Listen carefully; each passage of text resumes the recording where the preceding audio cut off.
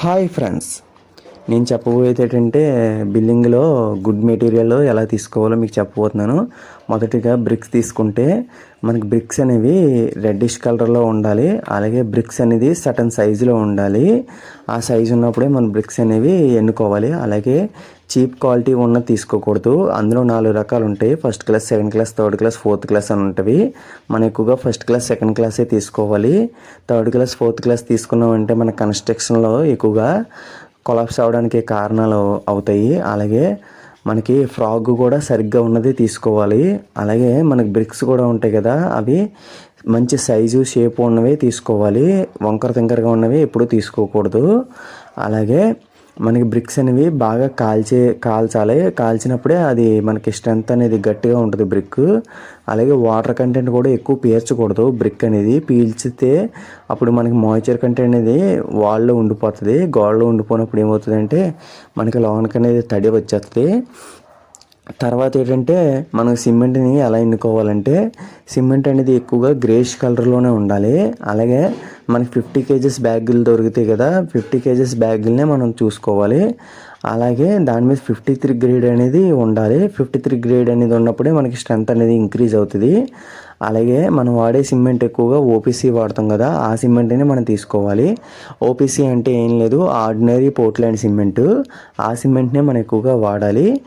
అలాగే కన్స్ట్రక్షన్లో శాండ్తో బాగా మిక్స్ అవుతుందో లేదో చూసుకోవాలి. అలా మిక్స్ అయిన సిమెంట్ని మనం తీసుకోవాలి. అలాగే ఈ రోజుల్లో చాలా కంపెనీలు ఉన్నాయి కదా, మనం అందులో సరైన కంపెనీని వాడాలి. అలాగే కన్స్ట్రక్షన్ పూర్తిగా ఒకే కంపెనీని మనం సిమెంట్ని వాడాలి. రకరకాల కంపెనీలు వాడితే వర్క్ అనేది మనకి రకరకాల విధాలుగా ఉంటుంది. క్రాక్స్ కూడా రాకుండా ఉండే విధంగా మంచి సిమెంట్ని ఎన్నుకోవాలి.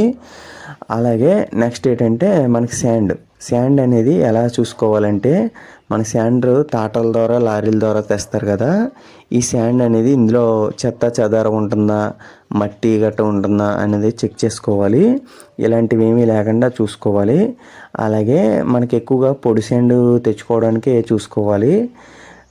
ఒకవేళ తడి శాండ్ వచ్చినా పర్లేదు, కానీ పొడి శాండ్ వస్తాకే చూసుకోవాలి.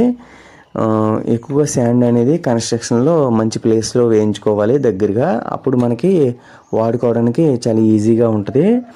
మనకి కన్స్ట్రక్షన్లో మంచి ప్లేస్లో వేయించుకున్నామంటే మనకి దగ్గరగా ఉందంటే కన్స్ట్రక్షన్లో ఎక్కువ వర్క్ చేసేటప్పుడు యూజ్ఫుల్గా ఉండడానికి ఈజీగా ఉంటుంది.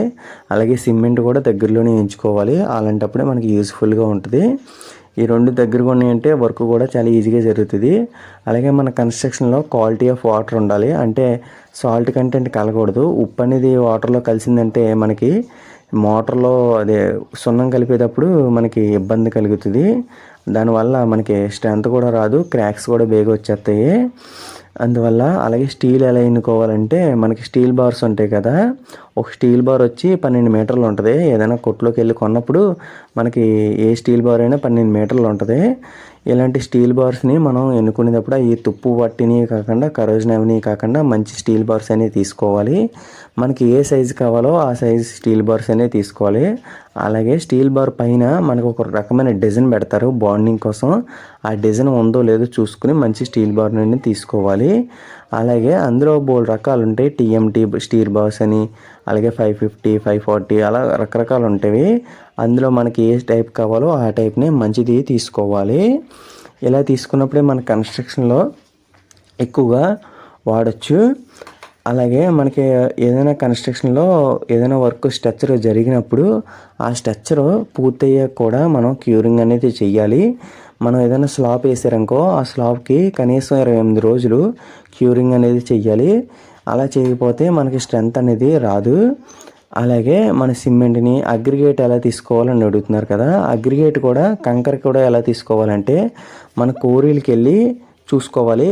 అగ్రిగేట్ అనేది స్ట్రాంగ్గా ఉందా, అది పొడైపోతుందా, క్రషింగ్ అవుతుందా లేదా అని చూసుకోవాలి.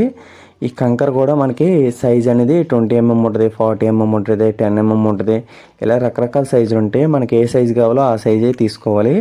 అలాగే మనకి తక్కువ రేటు పడే విధంగా చూసుకోవాలి. ట్రాన్స్పోర్టేషన్ కూడా తక్కువ ఉండే విధంగా దగ్గరలో ఎక్కడైనా ఉందో లేదో చూసుకుని అలాంటి కంకరనే మనం తీసుకోవడానికి ప్రిఫర్ చేయాలి. అలాగే కన్స్ట్రక్షన్ వర్క్లో ఏదైనా మనం తీసుకునే ముందు దాని ముందు చెక్ చేసుకుని తీసుకోవాలి. నేను చెప్పిన మెటీరియల్స్ అన్నీ ఇలాగ ఎన్నుకుని తీసుకోండి, మీకు గుడ్ క్వాలిటీ ఆఫ్ వర్క్ జరుగుతుంది. Please subscribe.